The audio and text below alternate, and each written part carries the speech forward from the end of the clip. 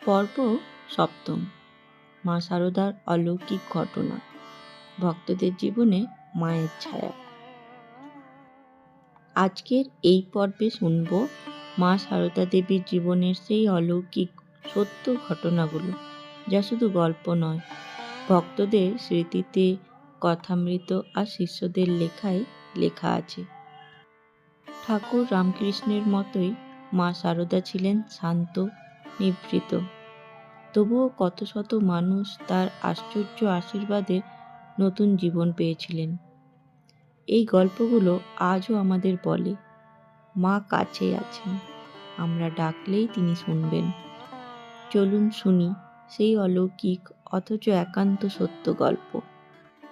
একবার কলকাতার এক ব্রাহ্মণ পরিবারে এক যুবক কঠিন অসুখে ভুগছিল। ডাক্তার হাল ছেড়ে দিয়েছিলেন।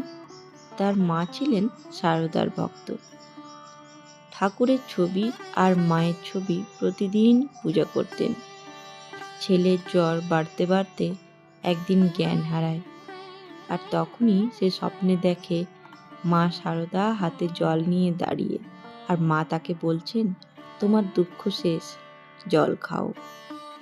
সেই যুবক ঘুম থেকে উঠে জ্বরমুক্ত হয়ে জল খেতে চাইল। অবাক হয়ে ডাক্তার বললেন, এ তো অলৌকিক। পরে তার মা জয়রামবাটিতে গিয়ে মায়ের পায়ে পড়ে বললেন, মা, আপনি কি সত্যি এসেছিলেন? মা হাসলেন, আমি কোথায় যাব, ঠাকুরই সব করেন। এই গল্পটা শ্রী শ্রী মা শারদা দেবীর স্মৃতিকথায় শ্রী শারদানন্দ লিখেছিলেন। একবার নদিয়ার এক গৃহস্থ বধূর ছেলে হঠাৎ হারিয়ে যায়। খুঁজে খুঁজে পরিবার হাল ছেড়ে দেয়। সেই মহিলা এক আশ্রমের মধ্যে মায়ের কাছে আসে। মায়ের তখন শেষের দিন, তবু ভক্তকে ফিরিয়ে দেননি। মা বললেন, তোমার ছেলে ফিরবে, ভয় নেই, ঠাকুরের নাম নাও।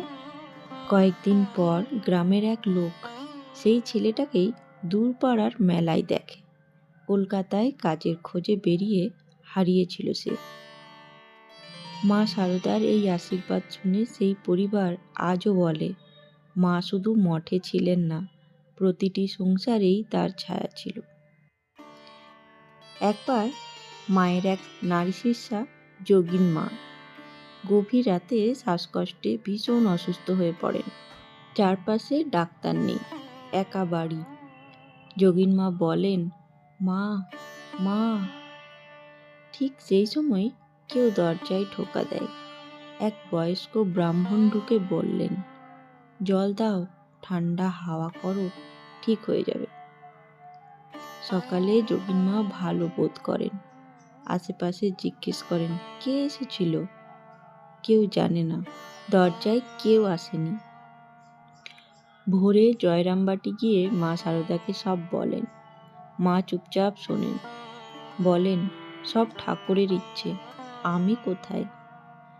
ভক্তদের বিশ্বাস, মা নিজেই সেই রাতে এসে সেবা করেছিলেন। যেমন ঠাকুর একসময় রাধারানী রূপে গোপাল হয়ে গিয়েছিলেন। স্বামী বিবেকানন্দ একবার আমেরিকা থেকে ফিরে আর্থিক সংকটে পড়েছিলেন। মঠে টাকা নেই, শিষ্যদের খাবার নেই। তিনি রাতের অন্ধকারে চিন্তায় বসেছিলেন। শিষ্যরা লিখে গেছেন। তখন স্বামীজি বারবার বলেছেন, ঠাকুর, মা, কি হবে? সেই রাতে বিবেকানন্দ ঘুমের মধ্যে মা শারদাকে দেখা পান। মা বলেছেন, সব ঠিক হবে, তুমি কাজ চালিয়ে যাও। সকালে খবর আসে, কলকাতার এক ধনী ভক্ত অনুদান পাঠিয়েছেন, সারা বছর মঠের খরচা চালাবে। বিবেকানন্দ পরে শিষ্যদের বলেছিলেন, মা শারদা না থাকলে কোনো মিশন থাকতো না। এই গল্প স্বামী গম্ভীরানন্দের লেখায় প্রমাণিত।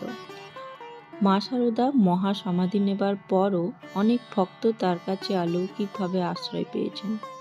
স্বামী চেতনানন্দজি লিখেছেন, এক গৃহবধূ চরম আর্থিক সংকটে এক রাতে মায়ের ছবির সামনে কেঁদেছিল, মা, কি করে চলি? ঘুমের মধ্যে স্বপ্নে মা এসে বলেন, তোমার কাছে যা আছে তাতেই হবে, মন খারাপ করো না। সেই সপ্তাহেই তার স্বামী নতুন কাজ পান, পরিবার বাঁচে। আরেক শিষ্য বলেছিলেন, মা সারদা দূর থেকেও শুনে যান। সেই বিশ্বাস আজও ভক্তদের বাঁচিয়ে রাখে। মা আছেন, ডাকলেই সাড়া দেন। মা বলতেন, যদি সত্যি মন থেকে ডাকো সব শোনে, সবই ঠাকুরের ইচ্ছে।